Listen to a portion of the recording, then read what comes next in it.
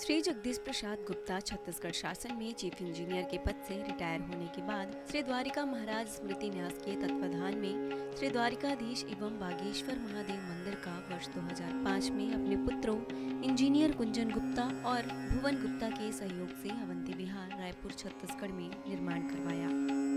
श्रीमद् भागवत कथा, राम कथा, गीता तत्व, वेदांत आदियों के तात्पर्य को व्यासपीठ से कहने के कारण इन्हें शब्दों द्वारा आचार्य श्री जगदीश भी कहा जाता है। अपना संपूर्ण जीवन परमात्मा की सेवा में दे दिया। आपने परमात्मा भगवान श्री द्वारिकाधीश के दिव्य गुणों और कर्मों को लेकर अभी तक 15 ग्रंथों की रचना की है। इन सभी ग्रंथों को भारतवर्ष के जगत गुरु और महापुरुष संतों के द्वारा आशीर्वाद प्राप्त हुआ है। इनमें से श्वेता स्वरूप उपनिषद, श्री राम कथा अमृत से अनमोल, मुंडक उपनिषद, कथा उपनिषद, सरलतम बोध, इन पुस्तकों पर उनके सारे प्रवचन यूट्यूब पर अपलोड कर दिए गए हैं। किताबों का नाम डालकर लिंक ओपन करके आप उसका आनंद उठा सकते हैं।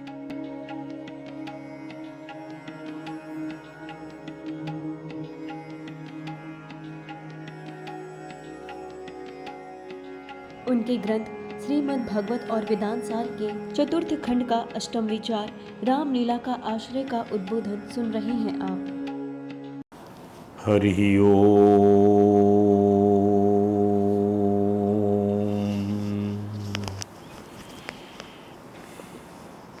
सच्चिदानंद रूपाय विश्वोत्पत्ति आदिर्हेतवे तापत्रय विनाशाय श्री कृष्णाय वयं नुमः।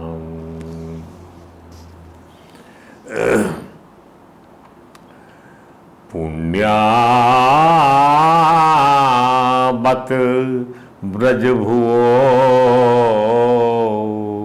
यदयं नीलिंगगूढ़ा पुराण पुरुषः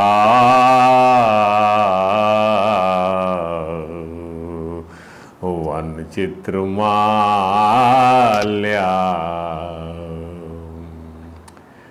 पुण्यावत ब्रजभुवो यदयं नीलिंगगूढ़ा पुराण पुरुषः वनचित्रमाल्या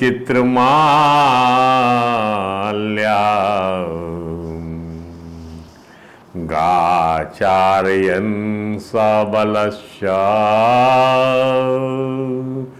क्वण्यतो वेणुं विक्रीडयाञ्चति गिरित्रा रमार्चिताङ्घ्री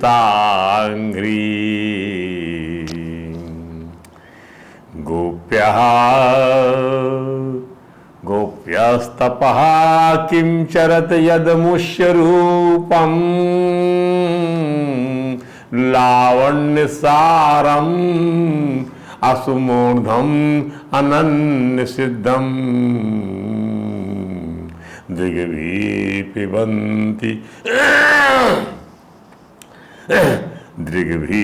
पिबन्ति अनुसवाभिनमं दुरापं एकान्तधाम यशसः श्रिया ऐश्वरस्य यादोहने अवहनने मथनोपलेपापेङ्किङ्कन्नर्भ रोदित क्षणो मार्जनादौ गायन्ति चायनम् अनुरक्तधियो अश्रुकण्ठ्यो धन्यावजस्त्रिया उर्कं चिन्तयानाम् या प्रातः चलत व्रजात् आभृतश्च साया ग्वाभि समं निशम्य क्वणितो अस्य वेणुं निर्गम्य तूर्णं बलापति भूरि पुण्या पश्यन्ति सस्मित मुखम सदयावलोकम। आज हमने अपने मंगलाचरण में ब्रजभूमि की और गोपांगनाओं की आराधना किया है कि उनके मुकाबले कोई भी जो है पुण्यशीला या पुण्यशील या पुण्यवान नहीं है, जो भगवान के नित्य दर्शन करती हैं और नित्य हर क्रिया में भगवान को गाती हैं। यह तचाएनम अनुरक्त धियो अश्रुकंठ्यु, और आंसू से आंखें भीग जाती हैं। आज जो है हरे राम राम राम हरे हरे, हरे कृष्ण कृष्ण कृष्ण हरे हरे। आइए आज आपको श्रीमद् भागवत वेदांत सार दशम स्कंद के पूर्वार्ध के अंतर्गत रासलीला का पूर्व पक्ष आपको सुनाते हैं, ताकि आपको जो है शास्त्रीय तत्व का सार समझ में आ जाए। भगवान जो है ब्रजभूमि में गूढ़ पुरुष मनुष्य के रूप में छुप कर रहते हैं, और ब्रजांगनाएं इनका जो है जितना भरपूर लाभ इन्होंने उठाया 11 वर्ष तक शायद ही किसी ने उठाया हो। कहीं ऐसा प्रसंग नजर नहीं आता। यह अद्भुत लीला किया भगवान ने। तो रासलीला का आश्रय हमें भी मिल जाए, इसके लिए हम आश्रय तत्व भगवान श्री कृष्ण की दिव्य लीलाओं का पुनः पुनः स्मरण करेंगे, उसका गायन करना चाहेंगे। अरे आत्मा परमात्मा के बीच वासना का ही तो पर्दा है, सो भगवान का अनुभव नहीं हो पाता। वेदांत में जीव और परमात्मा में ब्रह्म, परमात्मा में ब्रह्म और जीव में भेद बताया जाता है। आत्मा अंदर है और ऊपर है अज्ञान और वासना का पर्दा। ऊपर है क्या? अज्ञान और वासना का पर्दा। अज्ञान और वासना के आवरण को चीरकर भगवान से मिलने जाना है। क्या? अज्ञान और वासना के आवरण को चीर देना है, तार तार कर देना है, निर्विषय बन जाना है। चित्त को निर्विषय तो बनाना है जी, क्रियाओं को थोड़ी आपको जो है क्रियाहीनता की स्तर पर ले जाना है। देखिए, कोई भी इंद्री जो है यदि मन उसके साथ जुड़ जाता है तभी वो इंद्री काम करती है। यदि आपका मन वहां नहीं है तो इंद्री काम करेगी, जो उसको पावर है, लेकिन जो है उसका जो रस जो है मन के वहां जुड़ने से ही आप जो है अपने आप जो है आनंदित महसूस करेंगे। यदि वह जो है इंद्रियों में अपना काम इंद्री कर रही, आंखें देख रही हैं और मन जो है दृश्य दिखाई पड़ रहा है, और मन जो है आपका जो है कहाँ केंद्रित है? आत्मा में केंद्रित है, ठाकुर जी में केंद्रित। तो वह दृश्य जो है वह बदलता रहेगा। आपका मन जो है नहीं बदल पाएगा, क्योंकि वह भगवान में लगा हुआ है। तो अज्ञान और वासना के आवरण को चीरना है, भगवान से मिलने जाना है। सिद्ध सद्गुरु या जगतगुरु परमात्मा की कृपा से बुद्धिगत वासना दूर होती है। बुद्धि में रहा हुआ काम कृष्ण मिलन में बाधक है। बुद्धि में रहा हुआ काम कृष्ण मिलन में बाधक है। अज्ञान वासना वृत्तियों की आवरण का नष्ट होना ही, अज्ञान और वासना इन वृत्तियों के आवरण का नष्ट होना ही चीरहरण लीला है। और आवरण नाश के पश्चात जीव की आत्मा का प्रभु से मिलन ही रासलीला है। अब आवरण मल विक्षेप और आवरण, पर्दा हटा और तादात्म्य हुआ। पर्दा हटा, बात खत्म, जो आप हैं वो वही हैं, तादात्म्यता भिन्नता हो गई। तो जीव ब्रह्म एक हो जाते हैं कि वह ईश्वर के साथ अद्वैत संबंध हो जाता है। भगवान कभी लौकिक वस्त्रों की चोरी नहीं करते। शरीर भी वस्त्र ही तो माना गया है। भगवान बुद्धिगत अज्ञान और वही निवास करने वाली काम वासना को पकड़ लेते हैं। संसार जैसी चोरी से ही काम वासना की पूर्ति करता है, वैसे ही भगवान के लिए ही समझता है। अरे कोई उजागर डंके की चोट पर काम वासना की पूर्ति करता है? नहीं। काम वासना की पूर्ति तो चोरी चोरी और छुपकर होती है। कन्हैया सबके सामने अपनी पौगंड अवस्था में जब बुद्धि में काम का लेस मात्र भी नहीं होता, तब काम वासना के वैसे ही भोली भाली चोरी करते हैं, जिससे माखन चोरी से मन को चुरा लेते हैं। चीरहरण लीला में गोपियों के अज्ञान और वासना के आवरण को भगवान ने उठा दिया ताकि उन्हें श्री कृष्ण के स्वरूप का बोध हो जाए, वे द्वेष से बाहर निकल आए। पर वो वैसा तभी करते जब जीव उनका हो जाता है। गोपियों ने तो उन्हें अपना पति ही बनाना चाहा था, इसलिए उन्होंने माता कात्यायनी की पूजा अर्चना किया था। फल देने वाले भगवान ने देवी के माध्यम से अपने आप को ही गोपियों को दे डाला। परम श्री सुखदेव जी कहते हैं कि भगवान का डिंडिम घोषे क्या, न मैया वेशी धियाम कामः कामाय कल्पते, न मैया वेशी धियाम कामहं कामाय कल्पते, भर्जता गजता धाना प्रायो बीजायने सती। यदि मुझ में मन लगा हुआ है, मेरे में बुद्धि लगी हुई है, तो भी कामना की उपज वहाँ नहीं होगी। कामना जो है आपका कुछ बिगाड़ नहीं सकती। जैसे भुना हुआ जो है धान, कभी भी भुना हुआ जो है धान जो रहता है, कच्चे भर्जता कच्चा धाना प्रायो बीज आए, उससे फिर बीज नहीं मिल सकता। जल गया धान तो क्या बीज देगा वो आपको। जिसने अपनी अपनी बुद्धि में मुझमें स्थापित कर लिया है, भगवान कहते हैं, उसके भोग संकल्प सांसारिक विषय भोग के लिए नहीं होते, वे संकल्प मोक्षदायी होते हैं। भुने हुए धान का बीज तत्व नष्ट हो जाता है और कभी अंकुरित नहीं होता। इसी प्रकार जिनकी बुद्धि में काम वासना कर उजड़ जा गया है, वहाँ फिर से अंकुरित नहीं होता। ध्यान दीजिए, पूतना की वासना ही है, उसको नष्ट करने से जीव ईश्वर से मिलने के लिए समीपता का अनुभव करने लगता है। अविद्या नष्ट होने से जीवन की गाड़ी सन्मार्ग पर चल पड़ती है, सक्टासुर का नाश हो जाता है। सब लीलाओं का स्मरण करिए आप। ये केवल ऐसी लीला नहीं है, इसके अंदर तत्व ही छुपा हुआ है। जो भगवान तत्व से जानने में आता है, उसकी लीलाओं में तत्व ही दर्शन करने में आएगा। ध्यान दीजिए, सांसारिक वस्तुओं को अनमोल समझने की अविद्या के लिए ही सक्टासुर भंजन की कथा कही गई है। तृणावर्त रजोगुण सरीखा बढ़ता है, उसका संहार करते ही जीवन में सत्वगुण की अभिवृद्धि होने लगती है। जीवन सात्विक होते आसक्ति की मटकी फूटने लग जाती है, भगवान स्वयं से फोड़ने लग जाते हैं। छाछ और दही की मटकी फोड़ने की कथा आसक्ति मिटने की कथा है। क्या बात! आसक्ति के नष्ट होते ही ठाकुर जी खुद जीव का बंधन स्वीकार करते हैं और दामोदर लीला के दर्शन कराते हैं। स्वयं उखल से बनकर यमला अर्जुन बने नल कुबेर और मणिग्रीव नामक गंधर्वों का उद्धार करते हैं। इस सब हम लीलाओं का अध्ययन कर चुके, उसका मनन कर रहे हैं। रास लीला में प्रवेश करना है ना हमको।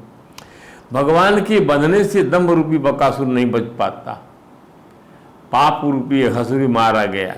अर्थात आसक्ति और वासना की भूमि पर ही दंभ और पाप पनपते हैं। ध्यान दीजिए, आसक्ति और वासना की जमीन पर ही दंभ पनपता है, पाप पनपता है।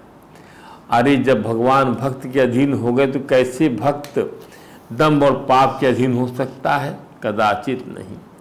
ब्रह्म ने स्वयं को जगत का रत्नाकार माना था, सो स्वर्ग की सृष्टि करने वाले भगवान ने विसर्ग की सृष्टि भी खेल खेल में करके ब्रह्मा के चारों मुख को अपने चरणों में झुका दिया, पर क्षमा नहीं किया, जैसे इंद्र को कर दिया था। दावाग्नि पान से अग्नि का शोधन किया भगवान ने, वासना की अग्नि का शमन हो। छतनी लीलाएं भगवान की हम रासलीला के आने तक हम याद कर रहे हैं।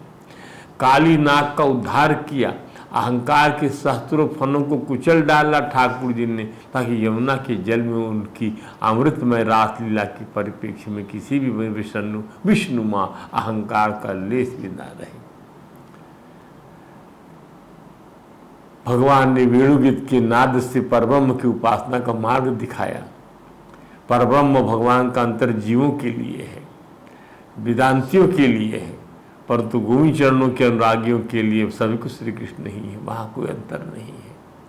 गोवर्धन लीला से इंद्रियों की पुष्टि हुई। गो माने इंद्रिय, इंद्रियों के देवताओं के स्थान पर कृष्णाकार वृत्तियों की आभा का स्फुरण हो आया। भगवान की भक्ति का रस उत्पन्न हुआ, इंद्रियों में भक्ति का रस बना। एकादशी शरीर के पुष्टि व्रतों से षड्रस और वरुण देव का पराभव हुआ। अब 11वीं लीला भगवान की लीला से बाह्य आवरण था, उपाधि नष्ट हुई तो भगवान पति परमेश्वर के रूप में स्वयं को सौंपने को तत्पर हो गए। भाई तुम्हारी उपाधि नष्ट हो गई।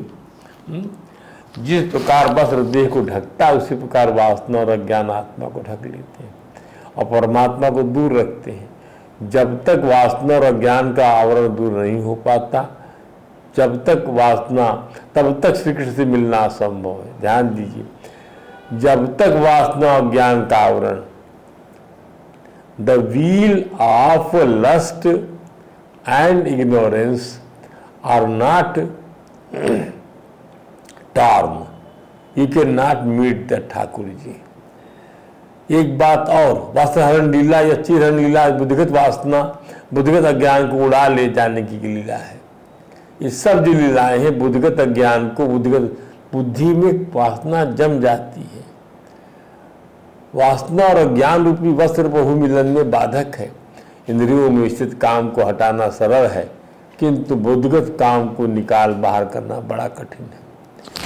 अब देखिए, योगियों का शारीरिक काम तो भाग जाता है, फिजिकल काम, परंतु भौतिक काम कई बार जो का त्यों बना रहता है। सभी जानते हैं कि वृद्धावस्था में इंद्रिय शिथिल हो जाने पर शारीरिक काम तो चला जाता है, किंतु बौद्धिक काम बना रहता है। संत लोग कहते हैं कि ऋषि मुनि भी काम के आगे हार मानकर ही श्री कृष्ण की शरण में आकर निष्काम होने का विचार परक निश्चय कर गोपी बनकर वृंदावन में बसेरा कर लेते हैं। कोई पक्षी बन जाते हैं, कोई पशु बन जाते हैं, कोई लता गुल बन जाते हैं, क्योंकि उनकी योग शक्ति की सामर्थ्य यहीं तक रही कि ये बन गए। परंतु मानस बनाने की सामर्थ्य भगवान श्री कृष्ण में समाहित होने कारण भगवान के अवतारों में उन्हीं के वरदान के सफलीभूत होने पर सभी गोपी बनकर वृंदावन की रासलीला में प्रवेश के अधिकारी बन जाते हैं। महाप्रभु वल्लभाचार्य जी महाराज ने दशम स्कंद को गोवर्धन नाथ का हृदय कहा है और रासलीला को प्राण। हृदय में 5 प्राण होते हैं। ध्यान दी, दशम स्कंद को गोवर्धन नाथ का हृदय कहा है और रासलीला को प्राण। हृदय में 5 प्राण होते ही पान, अपान, समान, व्यान और उदान। शिष्ट विज्ञान से परमात्मा के निरूपण में हमने देखा हर प्राण में हर इंद्रियों की चेतना का संवर्धक है। हर प्राण में हर इंद्रियों की चेतना का संवर्धक है। दशम स्कंद के अध्याय 29 में रासलीला का प्रारंभ से अध्याय 33 महारास तक के 5 अध्यायों को संतों ने समेत रूप में रास पंचाध्यायी कहा है। 29, 30, 31, 32 और 33 श्रीमद् भागवत महापुराण के यही 5 अध्याय 5 प्राण भी माने गए हैं। इस रास पंचाध्यायी को फल प्रकरण भी कहते हैं। भागवत के प्रख्यात भाष्यकर्ता श्री स्वामी ने इस पंचाध्यायी को निवृत्ति धर्म का प्रथम परम फल निरूपित किया है। एक बात और, किशोरी जी परम श्री सुखदेव जी महाराज की गुरु हैं। श्री राधा जी ने ही श्री सुखदेव जी को ब्रह्म संबंध कराया था। संतों का स्पष्ट मत है कि श्री राधा जी कृपा के बिना रासलीला का गुण तत्व रहस्य पाना, समझ पाना आसान नहीं है। श्री गुरुदेव जी महाराज का पूर्व जन्म का शरीर तोते का था। वे गोलोक धाम लाडली जी की लीला निकुंज में राधा जी के साथ रहते और राधे राधे कहते उड़ते रहते थे। जब लाडली जी को दिव्य दृष्टि उस पर सुख पर पड़ी, दिव्य सुख पर पड़ी, तो उन्होंने बड़े दुलार से बुलाकर अपनी कमल रूपा हथेली पर आसीन कराकर कहा, हथेली में रख लिया और कहा, बस कृष्णम वद, कृष्णम वद, राधेति माँ वद।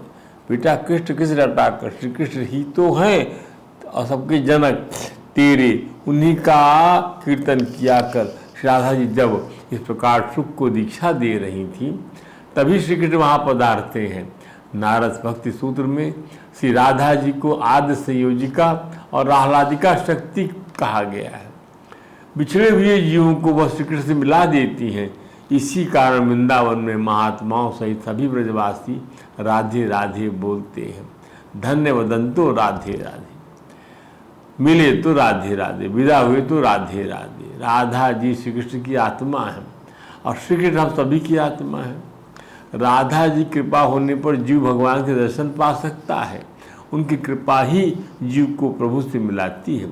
हमने एक बार वृंदावन किसी ऑटो वाले से को थैंक्स कह दिया तो कहता बाबूजी थैंक्स मत कहो, राधे राधे बोला करो।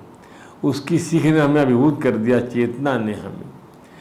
सुखदेव जी पूर्व जन्म में तोता थे, अतः भागवत में सुखदेव उच्वास लिखने के बजाय श्री सुख उवास लिखा है। श्री का अर्थ है राधा।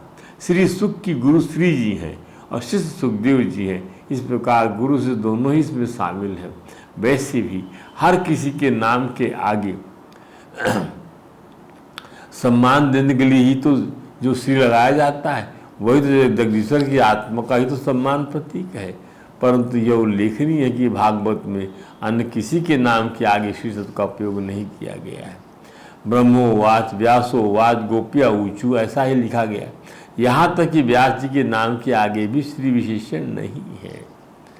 अंतरंग में राधा जी श्री सुखदेव जी की गुरु हैं। जो परमात्मा के साथ संबंध जोड़कर आता है वह है महाप्रभु। उनका नाम सबके सामने कैसे लिया जाए। श्री सुखदेव जी महाराज ने राधा जी का नाम प्रकट रूप से ही नहीं लिया। राधा रानी को ही भांति किसी गोपी का नाम भी नहीं बताया गया। परमहंस सुखदेव जी ने राधा कृष्ण गोपी कृष्ण की प्रेम लीला को जिसे विवेक जन्य मर्यादा संसार को परोसा कि रास लीला श्रवण के अधिकारी न होने पर भी लोग पहले अधिकारी बनने के लिए सोचने लग जाएंगे। इधर महाराज परीक्षित की जीवन की अवधि सिर्फ 7 दिनों की रह गई है। उन्हें मोक्ष मिले और इसके लिए कोई दिन व्यर्थ न जाए। ध्यान दीजिए, इसका भी ध्यान सुखदेव जी को है। वे अपनी गुरु राधा जी का नाम गोपनीय रूप से रखा ताकि स्वयं उन्हें समाधि न लग जाए और राजा को मोक्ष की प्राप्ति भी हो जाए। एक बात और बातचीत हो, कथा वार्ता हो, ये सब सामने नहीं रहने पर ज़्यादा होते हैं। क्या बात, सामने जो कोई होता तो ज़्यादा बातचीत नहीं होती, सामने कोई ना रहे तभी वार्ता होती है। अर्थात वियोगावस्था में ही सबके लिए उपयुक्त है, न कि संयोगावस्था या मिलने की अवस्था। भगवान श्री कृष्ण की रासलीला काम रहित अंतरंग लीला है। 11 वर्ष के बालक के प्रति काम भाव कैसे जाग सकता है। यह साधारण सिर्फ उसका मिलन या विहार नहीं था, क्योंकि इसका वर्णन तो परमहंस सुखदेव जी ने किया है। अन्यथा भी अमर्यादित वार्ता क्यों करने लगे। ये वही सुखदेव जी महाराज है जिन्हें नग्न स्त्रियों के बीच से गुजरते हुए उन स्त्रियों को यह भान नहीं हुआ कि कोई पुरुष जा रहा है और वे पर्दा कर ले। इसलिए संतों ने गोपी को गांव की युवती नहीं अपितु शुद्ध जीव निरूपित किया है। देह भाव भूलकर प्रत्येक इंद्रिय से भक्ति रस का पान करने या सुनने का अधिकारी विशुद्ध जीव ही तो गोपी है। यहाँ संतों ने यह स्पष्ट किया कि साधारण जीव गोपियों कथा सुनने या कहने का अधिकारी नहीं है। संत लोग बताते हैं कि 4 प्रकार गोपियाँ होती हैं। नित्य सिद्धा गोपी, साधन सिद्धा गोपी, श्रुति रूपा गोपी और प्रकीर्णा रूपा गोपी। ये अलग अलग दिव्य स्तर की हैं। वो एक से ऊंचे स्तर की कक्षा गोपियाँ हैं। नित्य सिद्धा सबसे उच्च कोटि की गोपी हो गई। सबसे उच्च स्तर की गोपियाँ जो अनादिकाल से भगवान की 65 रूपियाँ गोपियाँ हैं। इन्हीं गोपियों नित्य सिद्धा गोपियाँ कहते हैं। कृष्ण के साथ ही आई हैं और साधन सिद्धा गोपियों की कई भेद हैं। साधन सिद्धा की श्रुति रूपा उसी में आ गया भेद। वेदों के मंत्र गोपी बनकर आए हैं। वेद की ऋचाओं को गोपी कहा गया है। वेदों में ईश्वर का जो वर्णन किया गया वह अन्यत्र कहीं मिलेगा, अन्यत्र कहाँ मिलेगा। परंतु वेदों को ईश्वर का अनुभव नहीं हो पाया। वेदों ने वर्णन तो किया पर वेदों को ईश्वर का अनुभव नहीं हो पाया। ईश्वर केवल वाणी का ध्यान का भी विषय है। संसार का विस्मरण हुए बिना ईश्वर की साक्षात्कार, ईश्वर से साक्षात्कार नहीं हो सकता। तभी वेदाभिमानी देव गोकुल में गोपी बनकर आए हैं। क्या बात है, संसार का विस्मरण आवश्यक है। अब ऋषि रूपा गोपियाँ हैं। ध्यान दीजिए, ये सब साधन सिद्धा गोपियों के भाव भेद हैं। जीव का सबसे बड़ा शत्रु है काम। ऋषियों ने बहुतेरा प्रयत्न किया फिर भी वो मर नहीं पाया। उन्हें तपस्या से शरीरगत काम को तो दूर कर लिया, पर मानसिक काम दूर नहीं कर सके। मानसिक काम के लिए ब्रह्म संबंध होना चाहिए। क्या बात! इस संबंध की प्राप्ति के लिए ये ऋषिगण भी गोपी बनकर ब्रज पधारते हैं, और जो शरीर मिल जाता उसका भान ही इन्हें नहीं रह जाता। यही तो ब्रह्म संबंध है। अरे काम तो तभी तक है जब तक शरीर का भान है। देहाभिमान मिटा तो काम भी मिट गया समझो।